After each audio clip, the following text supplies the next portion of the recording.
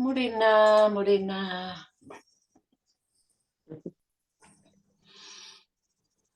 Nice to see you all. Hi, Danny.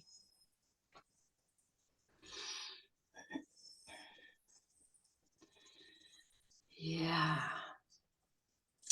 Pacific dance. I can't. like, I know that face. Beautiful to see you.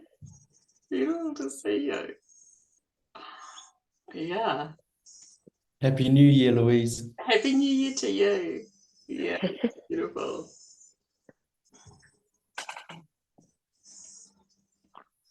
We just give people a chance to arrive, and then we'll get into this exciting subject.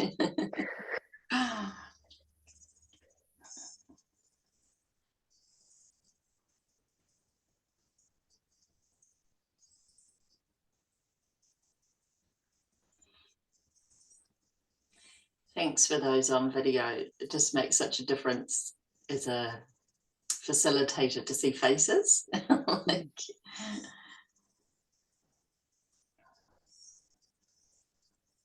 know it's not always possible.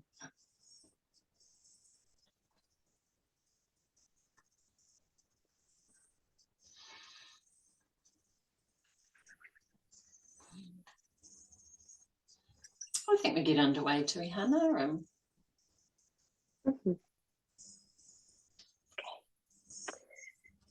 Morena te Maria, whānau. Before we begin our session, we'll do a little karakia to see us through our session. Lovely to see all your beautiful faces this morning. Ngā mihi o te tauhou. Happy New Year to you all. So inoi tātou karakia timatanga. Haora mai runga, haora mai raro, haora mai roto, haora mai waho. Haora te pūtaki o tēnei kaupapa kia pūrangi aho tātou I te wānanga me te kōrero. Tēnei te titi ake te pauhaora ki te pūtaki o tēnei wānanga. Tūturu o whiti whakamaua kia tīna, tīna. Haumie, nuie, tai ki e. E mihi ane ki a tātou. Tātou kua whakakotahi mai ki te kaupapa o Ngahere ki James. Tēnā koutou, tēnā rā tātou katoa. Morena ata Mārie, ko Tuihana Oihia toku ingoa no Ngāti Pukenga no Naiterangi no te aroa oku iwi no ngā pōtiki toku hapu. So kia ora, my name is Tuihana Oihia. I hail from beautiful Tauranga Moana. And I will be one of your facilitators this morning if we haven't met before. And I'll now hand over to the beautiful Louise Mara. Kia ora. Thanks, Tuihana. I think, Michelle, you wanted to say a few things first, eh? Yeah, ko Michelle Gallagher toko ingoa. I'm the program coordinator with the Centre for Social Impact, and we've just got a couple of admin things to tick off at the start of our session. So we'd really like to welcome you all here, as Tuihana mentioned. Today's series of workshops are offered to the community sector by the Centre for Social Impact through support from Foundation North. We've presented on a really wide range of topics, including grant writing, collaboration, evaluation, social media, and I'll pop a link through in case you're interested in reading any of those resources or watching the recordings. We'd also like to ask you to take part in a quick poll. I'll just bring it up. Here we go. If you're happy to vote on that, please. Foundation North's interested in hearing if you've received funding from them in the past since they're supporting this series. Thank you, everyone. I see those popping through. Lovely. And that looks like most people. Thank you, everyone. And yeah, that's all on the admin, and handing back now to Louise. Thank you so much.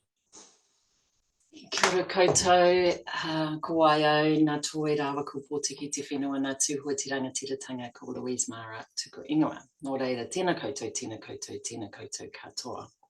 Yeah, so my name's Louise. I've seen a lot of you before on this journey, so that's very cool to see some of you back, and some people I haven't seen for years, like Sefa, and yeah, so yeah, I think we're going to have a beautiful gathering today. So we have been on a bit of a journey. So some of you may be,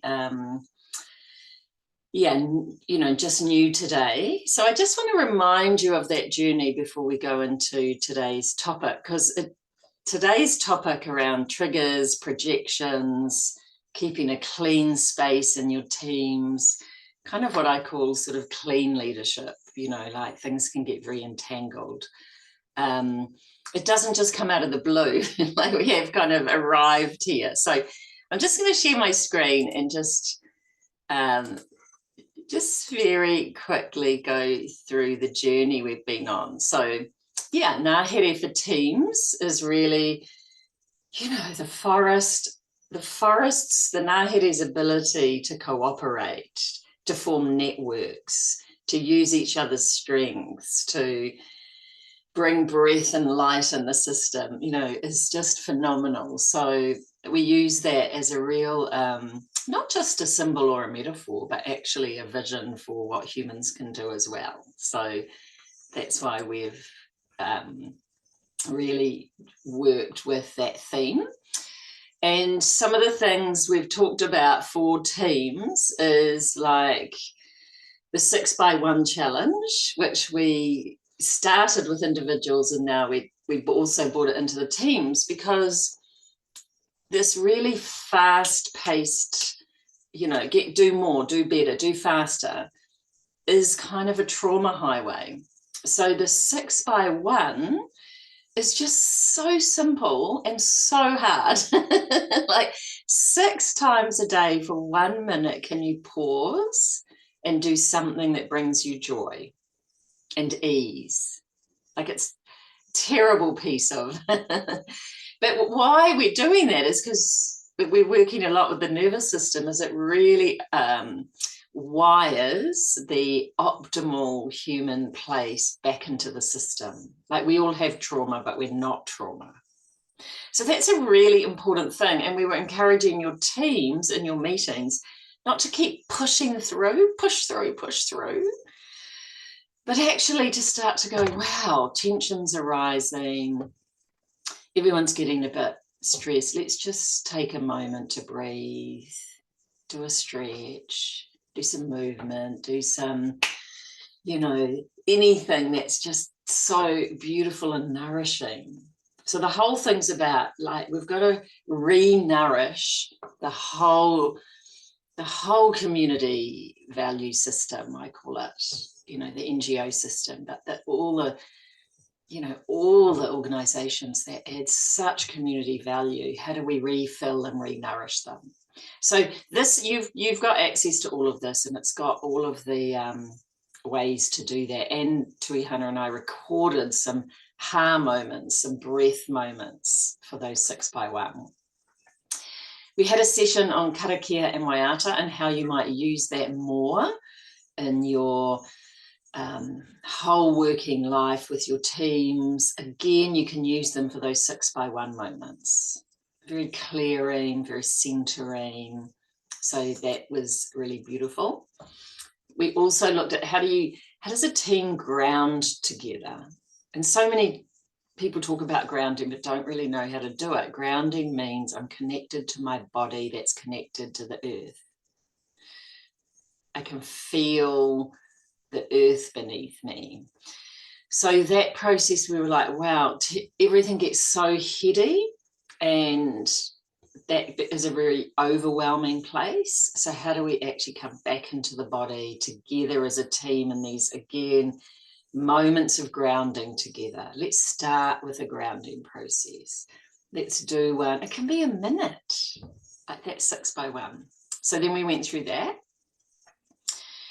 We talked about like what resources people to be in their optimal state. So just have a think about that for you again. What really resources you to be mauri tau, mauri ora. I'm here, I'm at ease, I'm feeling my aliveness. So whatever does that for you, like for me, it's totally being with the trees, nature. You can just bring it close right now. Like, you don't have to work hard in this session. Yeah, so you can just go, wow. Take a moment to just bring whatever helps you get into a good place. Just kind of think about that thing right now.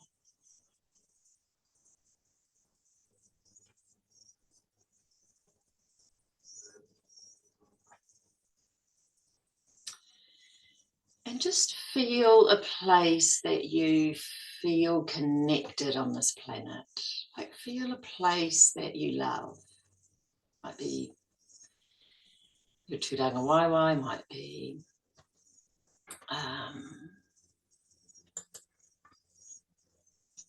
just somewhere you go to, might be the ocean, might be a tree. Like, just bring that close, that place close in right now.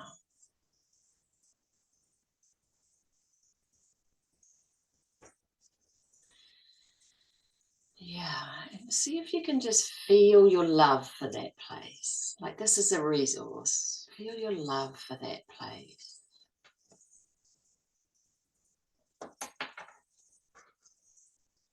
And see if you can just see, you can feel its love for you.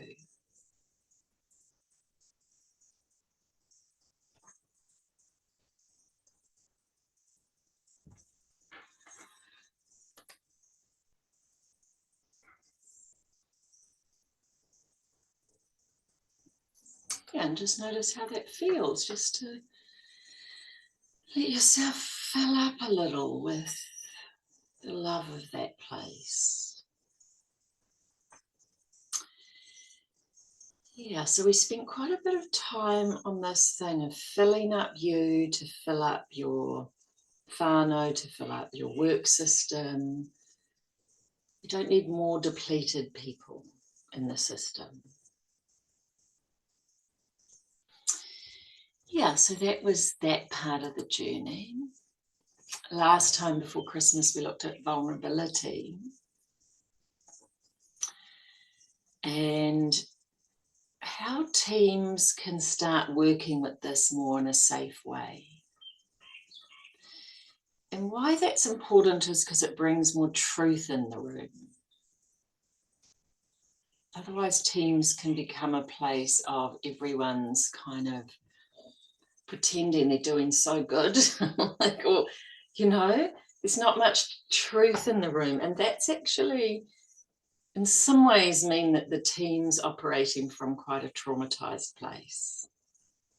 Not from the heart, not from love and connection, not from safety. So we talked about safety, how you can ask your team, yeah, what would you need in this team to be feel more safe? And what could you give to the team to be more safe? Like, that's an important thing. People will often ask the first question and not the second, because some people become very unsafe for a team. And then this time we're doing triggers, activations, and clearing conversations. Yeah, so I just wanted to kind of share the journey that we've been on to resource, connect a team, get permission to actually work at a more real level. And then we're working with the triggers. But any questions on any of that? Any questions on that journey? Or any sharings from people who've been on it?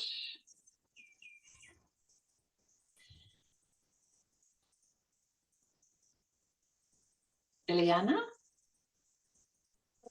I just wanted to say thank you, because we recently ran one of our in-person programs that we do, one of the kind of like week-long ones.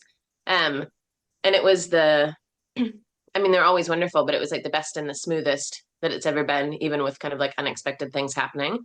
And I think that like the work that we've done with our core team and kind of strengthening our relationships, which has been completely informed by this, made, I think, that difference. And the fact that we were connecting together first as people and like looking after everybody's nervous systems kind of within both the core and the wider team meant that everything was just so chill. Like even when unexpected things came up, we were so resilient. Yeah, and we're just so much more connected, and it's just really, really beautiful. So thank you. Just warms my heart hearing those stories. Thank you so much. Otherwise, you kind of give out, but you don't hear back. So, Ileana, I really appreciate that. And yeah, it's so true what you say. If you give attention to the relational fabric, and I love working in this nervous system way of,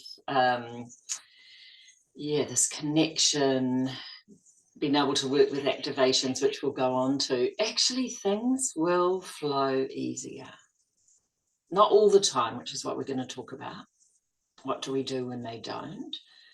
But overall, the connective tissue in your team will see you through the tensions.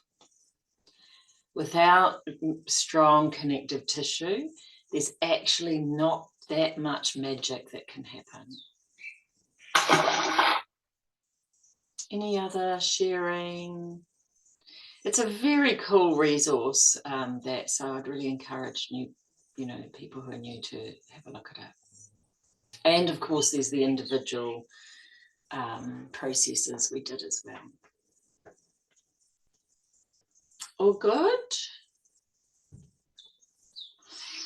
So, triggers and activations.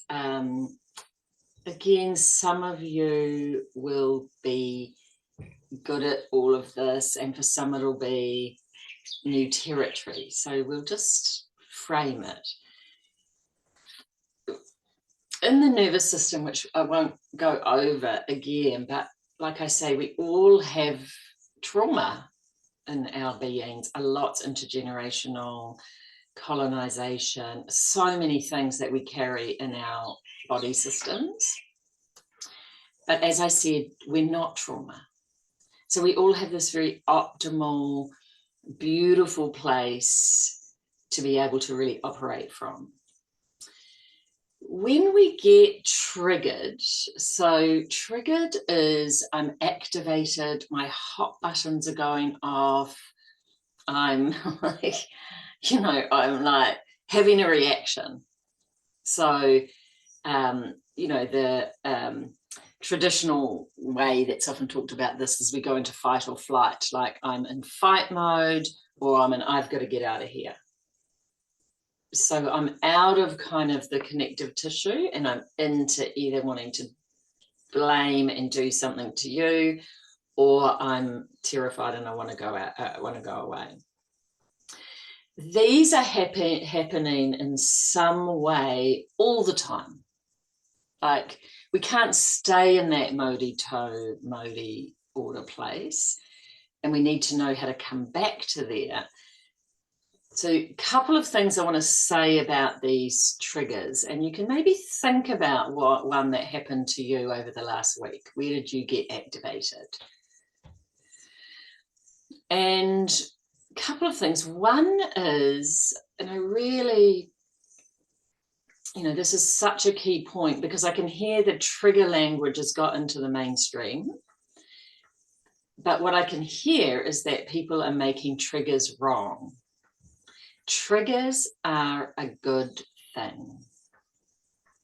Triggers are a good thing. So that's the first principle, and I'll come back to it. The second thing that's really important is that they're your trigger. So Turihana might trigger me over something, but she doesn't trigger Michelle. It's because it's my buttons going off.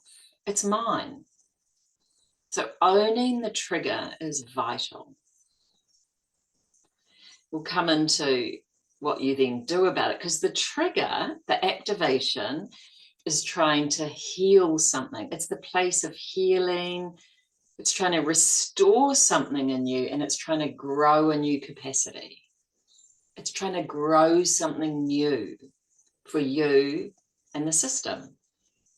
So the way we work with these triggers and activations is fundamental And it's fundamental as to whether your life and your team life becomes an adventure or a total burden of how you work in this territory. It either becomes, wow, we've hit activation. Like, let's kind of celebrate and work out what needs to happen here rather than shame, blame. Because the other thing about triggers, it's your trauma arising to be healed. It's a person's trauma arising to be healed. And it's something trying to grow. But we don't want to trauma bomb another person with it. And that's where teams become very unsafe. I'm triggered. It's Tuihana's fault. Now I'm going to attack Tuihana. She needs to. Do you know what I mean? So it becomes a fight and an attack. And then teams become super unsafe. Now, it doesn't mean, because people get confused in a way about this, or, you know, they'll say to me, yeah, but that means that person gets away with it, or that means that person, do you know what I mean? They're the one. It doesn't actually mean that, because sometimes the capacity that's trying to grow in you is to say for me to Tuihana, that's not okay with me, is to set a boundary. But there's a difference in me saying, Tuihana, that's totally not okay with me, and that has to stop or I'm going. We can be very clean and clear, but that's different than me trauma bombing her and giving her a whole lot of expletives about what she's like. That demonizes her. Both of us, we can then lose our humanity. I love that quote. I think it was by Gandhi, who said, an eye for an eye leaves the whole world blind. An eye for an eye leaves both blind and the whole world blind. Isn't that beautiful? So how we work with these triggers becomes such a vital thing.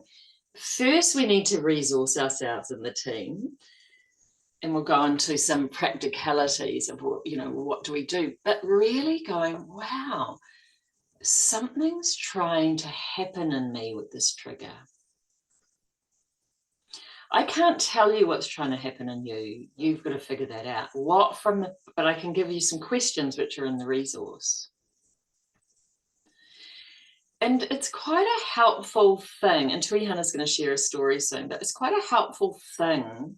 It's in that resource. But Tuihana, sorry, I'm using you as my example. That's okay. Tuihana and I have such a love relationship, so I know that she will be. But I don't want to use anyone else. Say I am, and she doesn't, you know, we work through things. Say Tuihana's activating me. It's really cool for me to look at what are all the judgments I'm making at the moment about Tuihana. You will be making them, so it's better that you see them. And then there's a series of questions you can ask. Here's all the judgments I'm making. These are some of the questions. Do I do that too? That's very cool. Do I do that to myself? Do I do that to others? I often find a yes, especially to myself. People often hate bullying because they bully themselves. So I've got enough of a bully going on. I don't need you to add to it. Doesn't mean bullying's okay and we don't say no, but the real emotional turmoil of it. And then I can say, wow, where's this happened in the past to me? Who might Tuihana remind me of? Where have I been in this relational pattern in the past? Because if we're honest, we'll often see that you know, that we have relational patterns that keep repeating. Maybe just have a think, oh yeah, there's relational patterns that keep repeating for me. And they keep repeating because they're trying to heal, they're trying to create something new. So if we can work with them, and this work requires very tender, loving kindness to ourselves. You don't need more judgment on yourself, like, oh yeah, here's what this reminds me of, here's what's trying to heal, here's what I can give some kindness to, and here's what's trying to grow. I do need to kind of put my big girl pants on and give Tuihana some clean feedback. But that's different than charged feedback. That comes with such a charge that people, they get a shock and they get frightened. We're kind of all out there frightening each other. Yes, I'll stop there for now, see if there's any questions, and then Tuihana's going to share an example. It's very beautiful work, and if a team, like I work with a lot of senior leadership teams, if a team can work with their triggers well, man, it's really good without shaming the trigger, you know, and the teams themselves get triggered as a team. You know, there's a lot of things trying to grow in the colonisation space and the re-indigenisation space, and those are because the team's trying to heal through the team. How do we set a boundary? How do we come into our own mana? How do we, you know, there's a lot happening at the moment, and if you can work with this well, man, it saves so much stress for people. Yeah, any questions? Am I making sense? Oh, good. There's some nods. Nods are good. You'll remember some of this, Sefa, from LNZ. You've probably become good at it, have you?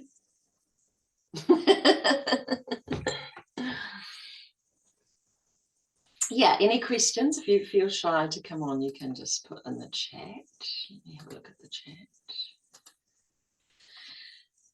Otherwise, are you all good at it? It's a real challenge for humanity right now, this, isn't it? Because, of course, without working in this way, we get more and more escalated polarization. I can't, you know, it's like I cannot work with my fear, so I'm going to work with my blame. There's a lot of that in society happening all the time. Yeah.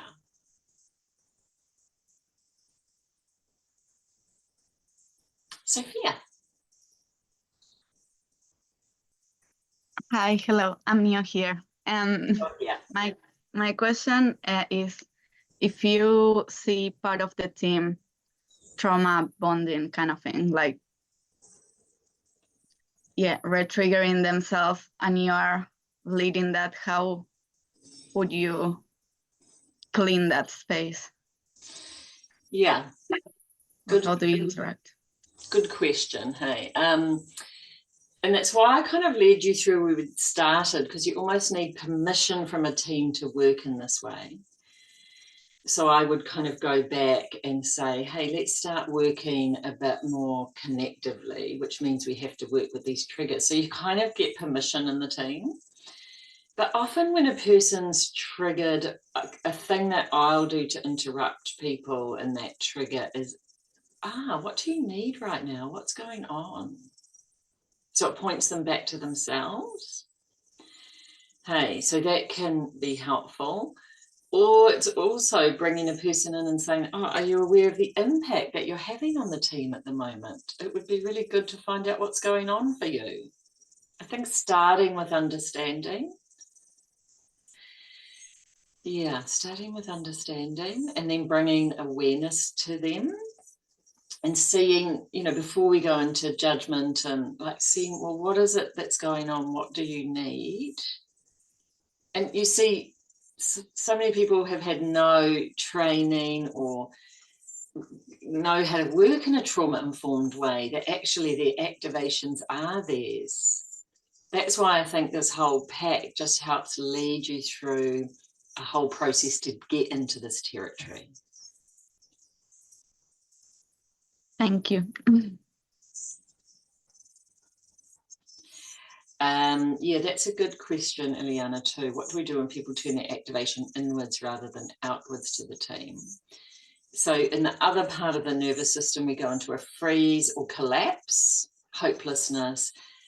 And to me, that's, you know, what we work with is the super ego. The super ego is the part of you and me that annihilates us. Well, you're shit and you'll never be better and you're terrible and you're never going to be good and you're not going to be good enough.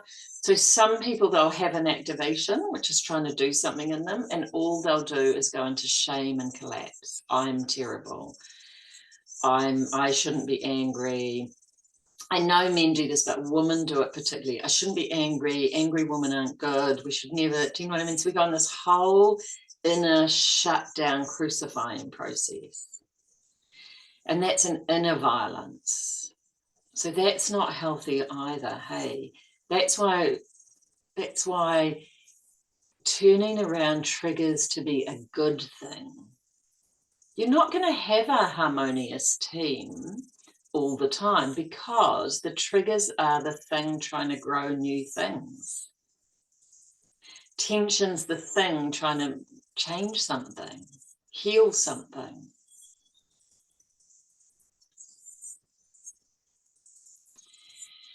Yeah, so people need a lot of love and support and safety. Groups are dangerous for people. So that's why in the session before, what does everyone in our team need to feel a little bit more safe? And how might you be more safe? And I also like the question, I've often worked with a team for longer, what might you do that's unsafe for a team? That's a good question, Yofia.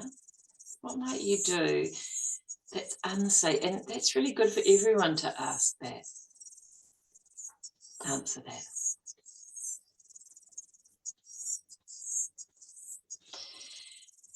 Tuhihana, do you want to share your kōrero and then we'll come back to the clear. I'll talk about the protocol. I really want to talk about the protocol.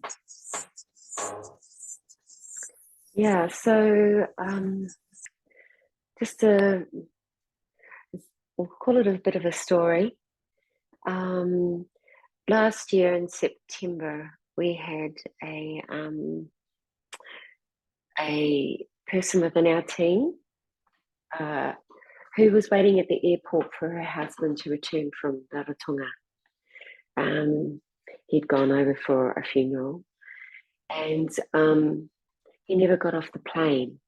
So he had a significant stroke on the plane and passed away. So our team, we'll call her Nikki, was standing at the airport waiting for her husband to come off the plane, who never came off. And as a team, it was, and I'm the team leader, it was devastating to be able to have to communicate that to my GM and then to also the team that we have. And from that, with such grief, we ended up just giving her the space, making sure we asked, could we take her on kai and how do we awhi and give her aroha. What that led to was there was another team member in our team who'd lost 2 husbands, and then there was another team member who'd also lost a really dear friend. And so there was this grief that was just throughout the team. And it would be really easy to just kind of get on with what we've got to get on with and do what we've got to do. And there was a bit of that.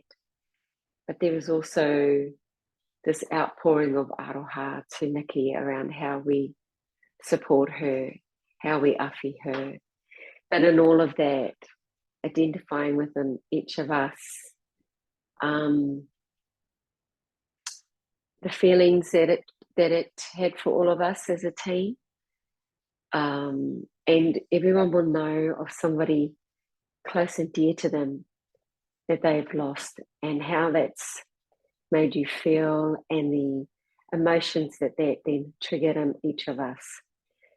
what was beautiful about it was the space to come together and to be able to talk openly and freely about that, but also how, and we're very fortunate within our team to have a gentleman who's really steeped in the maramataka and karakia.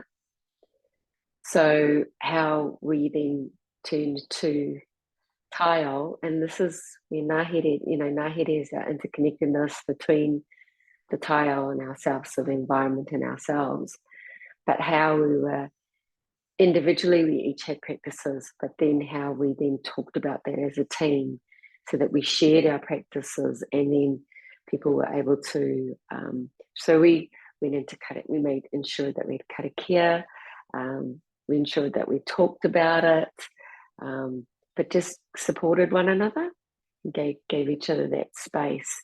Because as Louise said, when we heard of, and it was so tragic, when we heard of Nikki, when I got the phone call from her brother, I remember just this empty feeling happening within, and it reminded me of when many years ago my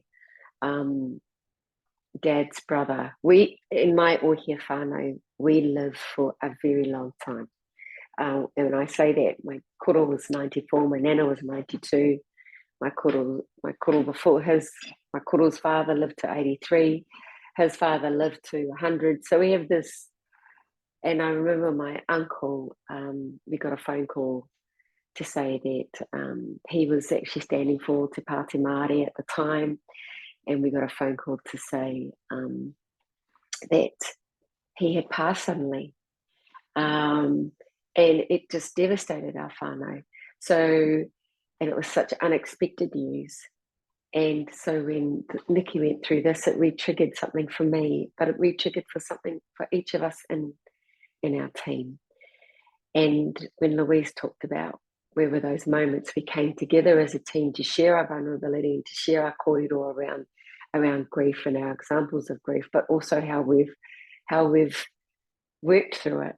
And sometimes with particular griefs of losing people, we found that time. So with Nikki, we've given her the time and the space, and also the opportunity, I suppose, to just speak freely when there are moments like celebrations, like Christmas, that all organised to go back to Rarotonga for Christmas. And she knew she was going to have to, and also going back to the airport for the first time. So how do we awhi and support her? And then not only on her journey going back to Rarotonga, but also returning. And it's around, for us, it's been around patience, but it's interesting because going back to Rarotonga was actually a real rongoa for her, a real medicine. And when Louise talked about where was that space and place for you, by the way, I'm a big tangi metal and I can feel emotions rising within, and it's about accepting that they're coming. It's actually the urupā back home at our marae, and we're going home today to Mount Ranganui, and I always have a sense of wanting to wear bare feet, of wanting to feel really grounded. I always have a strong sense of returning back to the urupā, because it's where our grandparents lie, our great-grandparents, our great-great-grandparents, and our great-great-great-grandparents all lie. And it's a sense of peace. And so walking bare feet along the beach at Mount Ranganui, picking up pepe, being in the sun, smelling the moana, going for swims are all part of, for me, a healing process of visiting that grief or what that felt like. And for each of us within our team, we have different ways of doing it, but we've been able to share that in a way that we're able to gift one another things. But as Louise said, there's a acknowledgement of that there's something that's growing within. So I acknowledge the emotions that are stirring within. It's been, I think, almost 15 years since we lost Uncle, but we celebrate his oldest brother, our uncle's 80th on Saturday. It's a coming together of the Ohia whānau for the first time in a long time, and we're so looking forward to it. but we're also so aware of those that we've lost, like Uncle Graham, like Uncle Monty, and that we will acknowledge them with photos, we will acknowledge them with stories, and we've really encouraged Nikki to talk to when she's having moments, so that we can share those moments, grow from those moments, but also make sure she has the awhi and the love and the support that she needs, because it is still so fresh. And that's my story. That's my story. So much love to you all. But I also have found that just bare feet on Papatūānuku, walking amongst the Ngahere, because you can really feel the energy from the forest around you, and also the moana have been incredibly healing for us, and actually healing for Nikki as well. She lives on the North Shore. She really enjoys the moana, so it's been beautiful to hear. Kia ora whānau. Kia ora Turihana. Yeah, really mihi to that. Yeah. And, you know, Turihana's raising quite a few things in there, hey, like how something that happens to someone in the team, in some ways it doesn't only happen to them, it does trigger everyone's, say, grief. Hey, so, and, you know, it's the same as, you know, my hope is we restore a lot of the damage done by colonization, but that will also trigger a whole team. And so how do you do what Turihana said and just pause, allow everyone to talk about how things impact them, and be kind of received and be witness. Witness is such a big thing. Not solving or fixing, but tending. We tend the space. Such a beautiful thing to replace fixing, solving with tending. It's such a different kind of vibration to that word. Yeah, so we tend the space. Yeah, so how do we give space for the things that come into a team via one person's event, but it can be for that to be digested.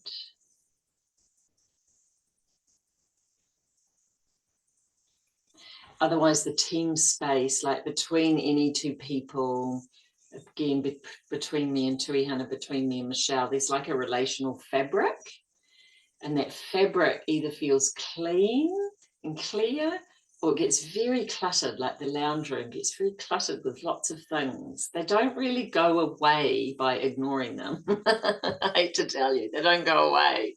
Ignoring actually doesn't, you know, it gives you some space for a while, that's okay.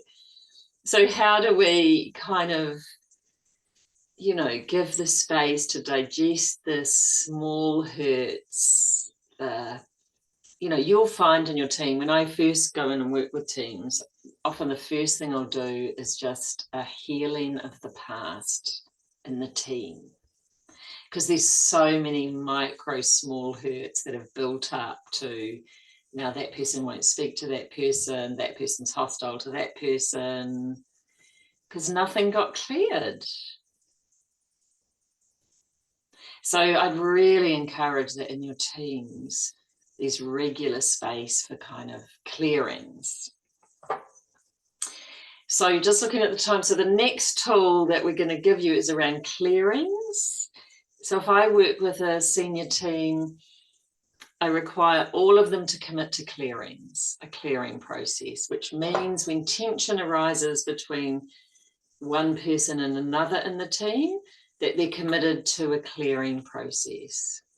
And I've given you my suggestion for what that is. You get to change it to suit yourself, but I've given you a safe framing. So that, say, me, Michelle, Turihana, Chloe, some others in our team, something happens with me and Michelle. It affects the whole team. And if me and Michelle then can't stand each other and won't talk to each other, that affects the whole team. So this requirement, and again, you need agreement, but for, you know, I think it's just fundamental for team health that, okay, Michelle, you and I have had a conflict, we need to clear it. And there's a safe process for doing that. And then we're also going to give you what I call my courageous conversation protocol, which is, say something big arises in the team. Instead of going, oh, not that whole blooming thing, or, you know, and again, I see colonization things arising a lot. It gives you a protocol for saying, wow, we've hit big tension. Let's invoke the protocol. And then you step out of your normal meeting and you go through this process. Again, you get to change it. These are just my tools that I've worked with for many years, refining for teams to keep a team growing. You want to keep a team growing. You don't want to keep a team stuck, you know, and so safe that it doesn't grow. We do need growth. And I don't mean productivity growth. I mean like our evolutionary growth. So these are two really good tools, one for personal clearing of team members and another for the team itself to say, wow, we've had a big tense issue. Let's invoke the protocol. And you can go through the protocol with your team first and go, we hate that bit. Fine, don't do that bit. Put in what works for your culture, but at least it gives a frame for you to start. Like Ileana, your organization, you sound, you know, like you do quite a lot of process. So these, you know, you will have your own intelligence of how to do those things, but they might help you just with a frame to give. You could even prototype it, give it a go first, and then go, oh, that bit worked, that didn't. Not the whole thing, shit, we're not going to do it. So yeah, these are really fundamental things. I'll just show you them. I won't go through because they're too detailed, but just so that you know that the detail is there. Yeah, so there's the triggers and activations, which we went through, and some really good questions there. When you're triggered, there's some really good questions there to work with. And then the clearings and courageous conversations. Because I've got that quote there, elephants are built by conversations that don't happen when they need to. So now we've got 10 elephants in the room. And you don't want 10 elephants in the room, it's exhausting. And it really affects the wider one. Yeah, so there's a protocol here, and there's a protocol for the clearings, and you know, between two people, and there's a process, a protocol for the team. I know it's hard to ask questions when you haven't read it, but yeah, is that making sense? It's a lot for this session, I know, that's why, but you know, go and have a read, have a play. What's our mechanism for hearing back from people, Michelle, with any questions once they've, because this is our last session, hey? Maybe we just do a Q&A or something. Yeah, we haven't agreed one, so welcome feedback and further comments. We do send a survey if there's anything confidential you wanted to kind of query, but otherwise it's just an open invite to get in touch with us at CSI if there's anything more you want to talk about. Yeah, but it's such a beautiful way of working as a team, to be like deliberately developmental and working with growth. We're going to work with all of our growth and the team's growth. Like, that's a beautiful thing. And then everything becomes an opportunity for the growth.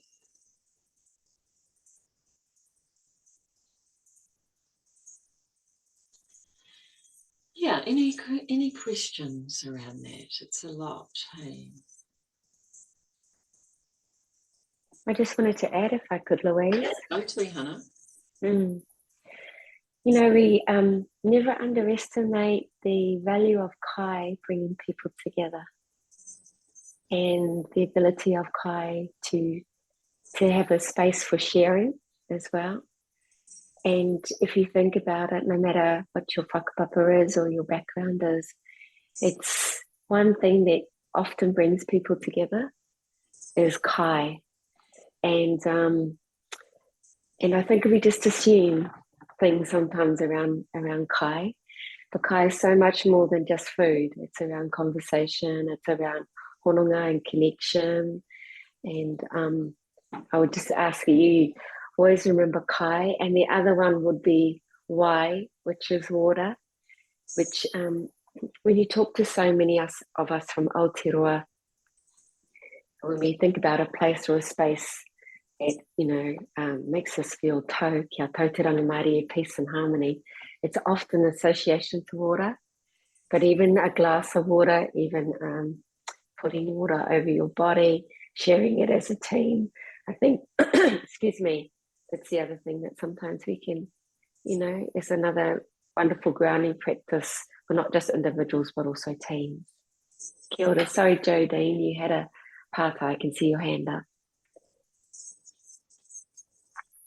Kia ora, Tui Hana. I just had a question. I guess it's related to my own context, and I know, no doubt, you've been in these contexts before, where it's not necessarily your team or like the organization. It might be cross-agency. You might be working into multiple partners, and so you're dealing with different organizational cultures combined into one for a temporary project or program of work.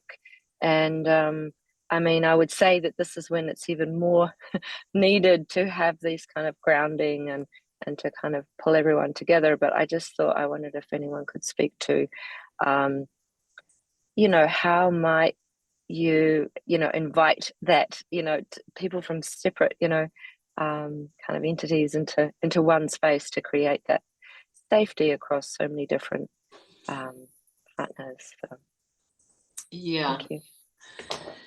Beautiful. And I often get called into projects, big multi stakeholder projects, when things go wrong, and one thing I consistently find is that often these multi-stakeholder processes haven't been set up with the right foundations. So one of the things I think, and they can be quite idealistic, this is an amazing kaupapa, it's going to be amazing. Well, actually, if it's going to be amazing, there's going to be a lot of tension. So it's kind of like, okay, not just what are our values, but what are our agreements, and what are we going to do when we hit tension, and how are we going to stay in relationship? And that's why I think you can, at the beginning of a process, get real permission for working in a way that clears and works with the tension for growth.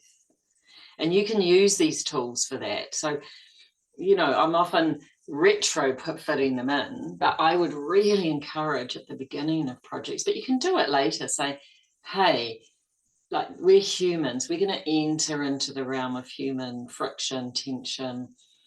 Let's not be idealistic, and let's agree that we're going to grow each other in this process. Can we agree on the clearings that we're going to clear as we go?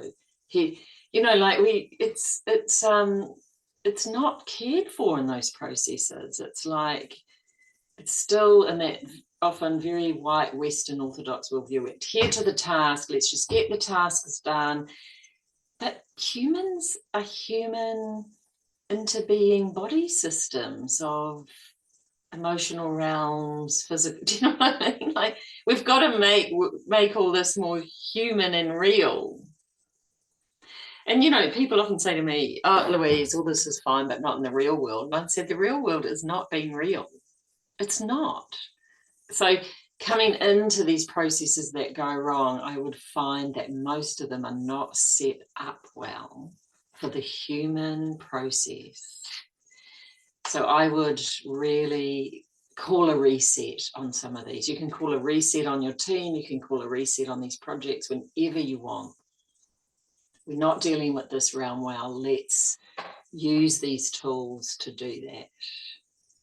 And as Tuihana said, okay, let's all have a cup of tea and some kai. And, you know, in my leadership journey of being in big leadership roles, man, I used food a lot. I was a feeder. No, but it's connective and it's, you know, just helps with the reset. And wouldn't it be great that, you know, it's whakawatia that we just can have things in our office where people can just clear and pause, and so again get the pauses into these big multi-stakeholder. And you know, I often in those give, you know, like to, if I'm helping set them up, like permission for calling when there's a power play. Oh, we've gone into power play. Let's come back into, oh, we've gone into a very orthodox worldview. Can we paradigm switch here? Oh, we've gone, that's the work Tuihana and I and Michelle are doing a lot on Haumanu.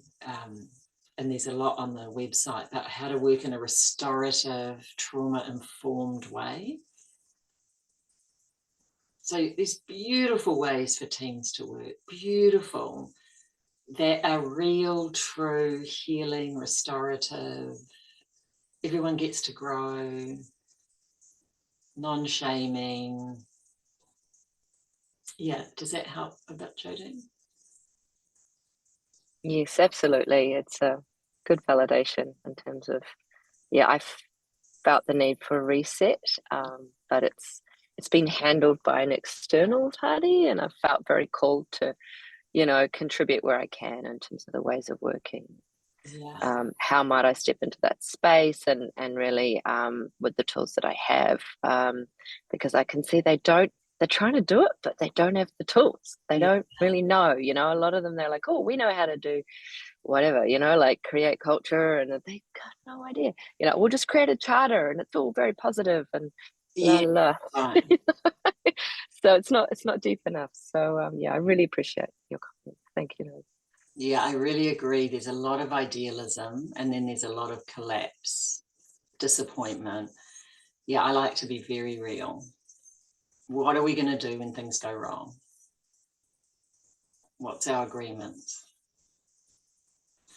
Yeah, and yeah, I think we've, you know, organizations have really got to get more trauma informed around how this all operates. But anyway, those are our offerings on this Ngahere for Teams journey, and give it a go.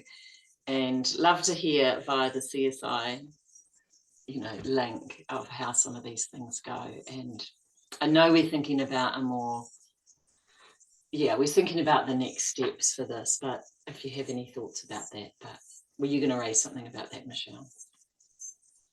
Back to you. Thank you so much, everyone. I get to hear lots of this content in different ways through the work we're doing, but every single time I find something new that I want us to try internally or that I want to have a go with. So yeah, thank you so much, Louise and Tuihana. Everyone who's here today, I've just popped a little survey into the chat. We'd love to hear your thoughts. It's just got 2 or 3 questions. And if later you reflect on something more that you'd like, just, yeah, let us know. We're really wanting to make sure our next year's offerings meet what your needs are. So thank you so much for being here. And I will hand back to Tuihana for karakia. Kia ora whanau. I must have Kai on my brain at the moment. I think it's because my mother's here from Australia, and we always get excited when my mum comes home because we know we're going to get lots of really good soul-filling Kai. But if you've ever been to a marae, you always are fed after a pōwhiri or mihi whakatau, and that is to whakanoa ourselves, to lift the tapu, and so that we can walk freely. And and that's the importance of Kai. Okay, so it can help to lift things too. So inoi tātou, go well, be safe. Lovely seeing all your faces, all your kanohi, and karakia whakamutunga. Kia tauna manaakitanga te mea naro ki runga ki tēnā o tātou. Kia mahi atu hua ma kihi, kia toi te kupu, toi te mana, toi te aroha, toi te reo Māori. Kia tūturu, kia whakamaua, kia tēnā, haumie, hui e, tae ki e. Mā te aroha whānau, Ka kite. Ka kite. Thanks everyone.